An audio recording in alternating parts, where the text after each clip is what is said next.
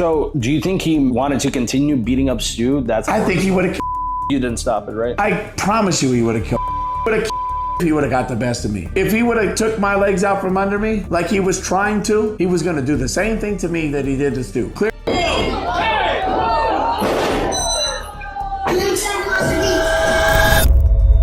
Bro, when your finishing move is called aggravated, you're not a wrestler. You're a headline waiting to happen. What we saw wasn't wrestling, it wasn't MMA, it wasn't even a bar fight. It was Raja Jackson treating a scripted show like it was a trial by combat for his parole hearing. The crowd thought they were watching sports entertainment. Raja thought he was filming Oz, the prison musical. Here's the kicker.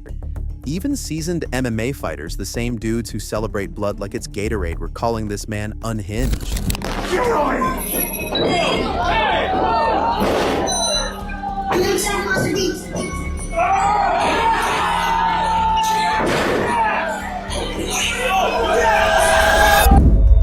When people whose day job is literally punching faces for a living say you went too far, that's basically the Vatican telling you, yeah, even we don't sin this bad. And it wasn't one or two shots. Raja kept hammer fisting like owed him money. Like, chill dude, this ain't UFC 300. This is a bingo hall with folding chairs. Discussion, you are a animal that does not belong in society. You have forfeited that right because you have proven yourself as an human. Go sit in a cage for 30 to 40 years where you belong, you dumb animal. End of discussion. That is a So yeah, the unanimous verdict across combat sports. Life in jail, not suspension, not a fine, prison. Because if this is what Raja does in a scripted performance, God help the poor Uber driver who forgets to bring him Chick-fil-A sauce. Only Raja could look at a scripted wrestling spot and think, nah, I'll just improvise. With a temp. The golden rule in pro wrestling, protect your opponent. The magic is in the illusion. Fans cheer because it looks violent, but it's choreographed like ballet with muscles. What Raja did? He turned Swan Lake into Texas Chainsaw Massacre. Ooh, yeah, no, those are full on, like, the punch. Yeah, right. Those So were brutal. Did you see the slam? Yeah. Oh. Yeah. So what do you think? Like, here's The scariest part wasn't even the punches, it was how real it got. Wrestlers break character sometimes, sure, but this wasn't breaking character, this was breaking bones. Imagine sitting ringside expecting Hulk Hogan theatrics, and suddenly you're watching an unscheduled episode of CSI Boyle Heights, and the betrayal? Off the charts. Wrestling works because of trust, two performers trusting each other to keep it safe. Raja threw that trust out the window, stomped on it, then live streamed the crime scene for extra clout. I like Raja, and obviously I adore Rampage. Me and Rampage have a great relationship. I love Rampage. And it's just by nature, my initial thought was when I heard about this, and I spoke with Rampage, when I heard about this, I went, all right, how can I defend Raja? So I look at all the videos.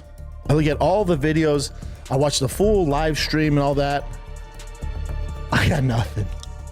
I can't. Congratulations, Raja. You just went more viral than Logan Paul.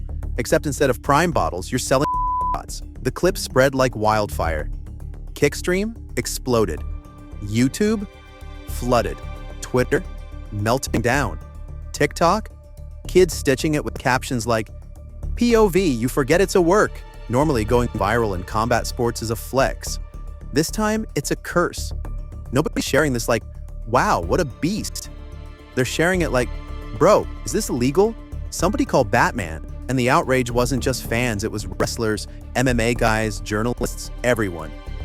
Even Dana White probably paused mid-casino trip and said, damn, that's bad PR. When Dylan Dennis, the man who lives to troll, says you crossed a line, bruh, that line wasn't crossed, it was incinerated. Fighters came out swinging, with words. And these aren't choir boys. These are fighters whose warm-up routines include headbutting walls. Yet even they said Raja embarrassed the sport. Dennis, never one to waste a chance to roast, basically said, he deserves whatever's coming to him. When Dylan Dennis turns into the voice of reason, you know we're in the upside down. Imagine being Rampage Jackson, your legacy is knocking people out cold in pride, and Suddenly you're trending because your son is auditioning for cops. Rampage tried to put a veteran spin on it, saying it was a work gone wrong. Translation: my kid just accidentally turned performance art into aggravated. He revealed Raja had suffered a concussion recently, which makes the whole thing spiral into even murkier territory. If true, why was a concussed rookie even allowed near a live ring? That's not just poor judgment, that's negligence with a steel chair. Props to Rampage for stepping up. But let's be real. No dad dreams of doing PR cleanup because their son mistook pro wrestling for Fight Club Imagine, explaining to sponsors, to fans, to grandma why a scripted sport suddenly looks like an MMA mugshot. It's not just a family issue, it's a legacy issue. You know it's bad when the crowd chants, "Holy sh*t," and the LAPD agrees. Because yeah, the cops are officially in this angle now. We're not talking about suspension or a fine, we're talking felony battery. Real lawyers, real prosecutors, real stakes. Raja may have thought he was building a viral highlight reel, but what he actually produced was Exhibit A. And here's the kicker. Wrestling has always blurred lines between reality and performance, but the moment cops, courts, and felony charges enter the storyline, the blur ends. Reality body slams kayfabe every single time. Knox Pro got cooked alive. Wrestlers demanded Raja be banned forever. Others dragged the promotion for letting an inexperienced, concussed guy anywhere near a ring. It wasn't just reckless, it was malpractice dressed up as indie hustle. And in wrestling, when the audience realizes the show isn't just a show, the illusion shatters. Fans weren't just mad at Raja, they were furious at the system. Because this wasn't the story of one rogue fighter who went too far. This was negligence at its absolute peak. A complete failure of duty, safety, and basic human respect. Wrestling thrives on trust. You give your body to another person and trust they'll protect it while making it look brutal. Break that bond, you break the whole foundation of the business. Siko Stu walked in a wrestler and left, looking like he just lost a fight to a freight train. The man behind the character, a vet, a father, someone who'd given years to the craft, ended up in the hospital. Broken bones, teeth gone, face bruised to hell, stable, yes, but shaken in ways no script could ever justify. The tragedy? Wrestling is supposed to look dangerous, not become dangerous. And yet, out of the wreckage, the community did what wrestling always does best: rally. Fans raised money. Fellow wrestlers spoke out, shared Stu's story, and demanded change. Promoters faced pressure to implement real safeguards. Stu became more than just a victim, he became a symbol. Proof that wrestling doesn't need blood to be real, but it does need accountability to survive. Now, Kex. Pro didn't just take an L, they got obliterated. WWE officially scrubbed their name from its list of developmental academies. Gone. Erased. Like they never existed. When the biggest wrestling company in the world cuts you loose overnight, that's not a PR slap. That's career capital punishment. It sends one message loud and clear: you're radioactive. Nobody wants to touch you, nobody wants your baggage. And the industry you helped build suddenly acts like you were never part of it. For a business obsessed with legacy, that's worse than a bad headline. That's Exile. Then came Mark Henry. The Hall of Famer opened his mouth, and the only thing heavier than his squat numbers was the backlash.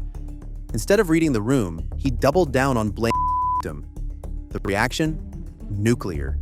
Fans, wrestlers, even industry veterans unloaded on him. Hashtags trended, podcasts roasted him, locker rooms whispered about how tone-deaf legends can be. But here's the real twist. This wasn't just another wrestling controversy. It became a cultural flashpoint. Suddenly, people weren't arguing about botched moves or bad booking. They were debating safety protocols, systemic bias, and whether wrestling protects people as fiercely as it protects its kayfabe. It pulled the curtain back on a business that thrives on blurred lines. And when those lines dissolve, you find out who's really willing to stand